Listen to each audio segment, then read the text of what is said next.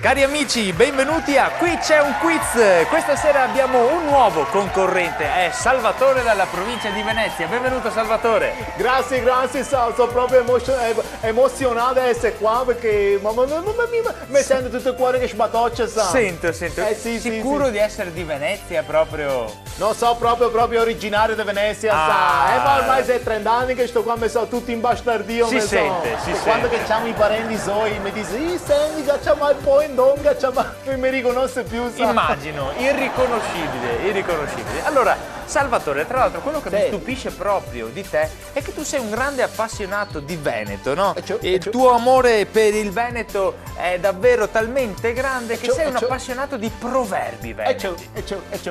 E allora questa sera la tua prova sarà proprio su questo. Dovrai in soli 30 secondi completare ben 7 proverbi veneti. Sei pronto?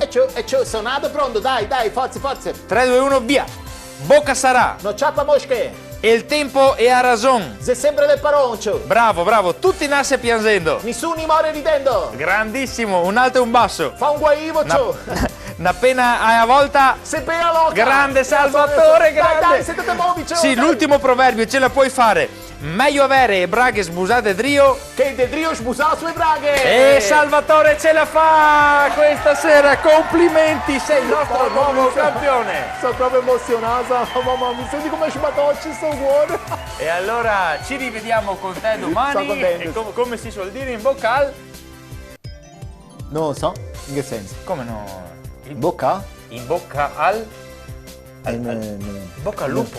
In bocca al lupo. In bocca al lupo? Sì, non avevo mai sentito sta qua. Come no? Cioè cosa c'entra il lupo, scusa? È un modo per dire buona fortuna. Ma a me non ho mai sentito, sai, ma che razza di ragionamento sei? Cioè sarà, non so, se finisse in bocca a un lupo, cioè, io non so, cioè, se pare una roba, cioè, che sarà rimasti 15 lupi in Veneto, 15, forse 7, se al massimo, lupi in Veneto. Uno lo catto me, che finisse in bocca, ecco, io me magna, e questo sarebbe fortuna. A me mi pare sfiga, mi pare, non so. E a domani con Salvatore da Venezia. Mi non riesco proprio a capirli sti proverbi.